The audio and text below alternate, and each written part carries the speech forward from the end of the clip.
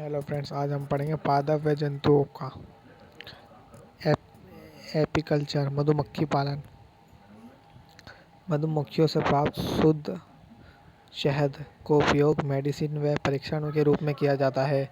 शुद्ध शहद लंबे समय तक रखने पर भी खराब नहीं होता। ये ऐना माना जाता है कि मिस्र पिरामिडों में 7,000 वर्ष पुराना शहद अभी तक सुरक्षित है। वर्तमान में कृत्रिम रूप से मधुमक्खी पालन किया जाता है क्योंकि मधुमक्खियों से दोहरा लाभ होता है, जिससे मधुमक्खियां फूलों की परागण क्रिया संपन्न करवाती है तथा शहद बनाती है।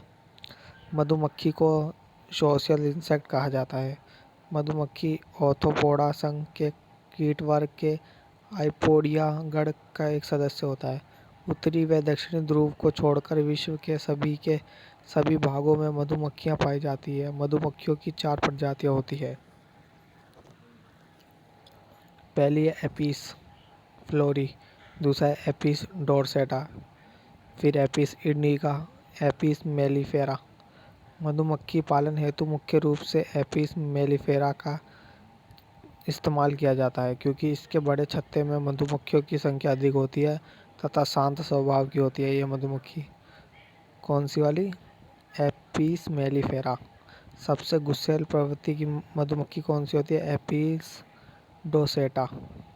मधुमक्खी के रूप व कार्यों में भिन्नता पाई जाती है। एक छत्ते में श्रमिक नर तथा रानी होते हैं।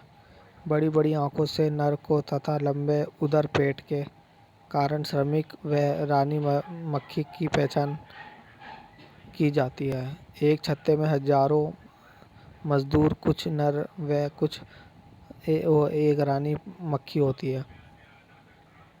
छत्ते का प्रभुत्व रानी मक्खी होती है। पेड़ के खोखले तने को उल्टा रखकर उनमें मधुमक्खियों का पालन करना सबसे पहले प्रारंभ हुआ था।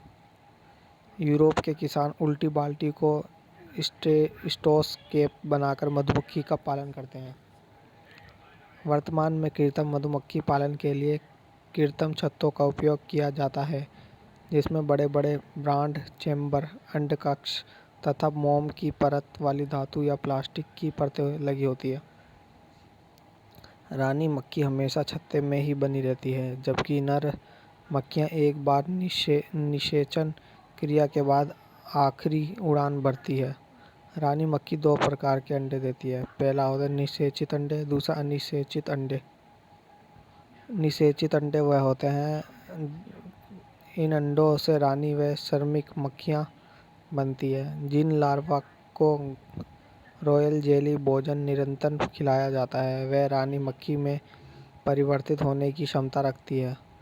सबसे पहले बनने वाली रानी मक्खी शेष परिवर्तित हो रही रानी मक्खियों को मार देती है तथा पहली वाली रानी मक्खी छत्ते से चली जाती है। अब दूसरा अनिषेचित अंडे। इन अंडे से नर मक्खियां का निर्माण होता है। श्रमिक मक्खियां फलों से मकरंद इकट्ठा करती है। शहद में ग्लूकोज, फ्रक्टोज, सुक्रोज, खनिज लवण तथा कुछ अन्य पदार्थ व जल उपस्थित है। छत्ते में प्राप्त मोम को मधु मोम कहा जाता है। इस मोम का उपयोग मूर्ति कला, क्रीम, फर्श पॉलिश व बूट पॉलिश के निर्माण में किया जाता है। अब है सेरीकल्चर मतलब रेशम कीट पालन। रेशम उत्पादन का इतिहास हजारों वर्ष पुराना है। रेशम का पालन तथा उससे रेशम प्राप्त कर कपड़ा बुनने की कला सबसे पहले चीनी वासियों ने सीखी थी। माना जाता है कि 555 ईसा पूर्व में 2 साधु जासूस के रूप में चीन गए और रेशम कीट के अंडे चुरा लाने में सफल रहे। रेशम कीट का जीवन चक्र। रेशम कीट की कुछ जातियां से रेशम प्राप्त किया जाता है, जैसे बोम्बिकस मोराई। इस कीट द्वारा भारत में एक वर्ष में इससे 2 से 7 तक पीढ़ियां प्राप्त की जाती है। वयस्क रेशम कीट लगभग 2.5 सेंटीमीटर लंबाई का होता है। कमजोर पंख व भारी शरीर होने के कारण मादा की उड़ने में असमर्थ होती है, उड़ नहीं पाती। इनमें निषेचन आंतरिक होता है तथा एक बार में 400 से 500 अंडे देते हैं। अंडे शहतूत की पत्तियों के ऊपर सतह पर जेलेटिन रस के कारण चिपके होते हैं, जो मादा बोम्बीबक्स मोराई द्वारा स्रावित किया जाता है।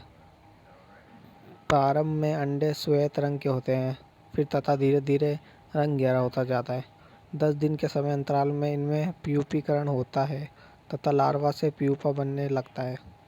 प्यूपीकरण के दौरान भोजन करना बंद कर देते हैं तथा इनमें पाई जाने वाली रेशम ग्रंथियों से तरल पदार्थ इनके शरीर के चारों तरफ लिपट जाता है, जो हवा के संपर्क में आकर धागे नुमा संरचनाओं में परिवर्तन हो जाता है।